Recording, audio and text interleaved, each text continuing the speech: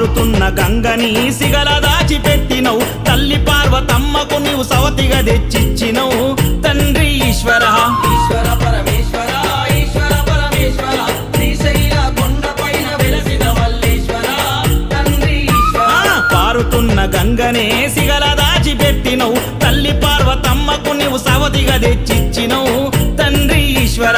ఈశ్వర పరమేశ్వర ఈశ్వర పరమేశ్వర శ్రీశైల కొండపైన వెలసిన మల్లేశ్వర తండ్రి ఈశ్వర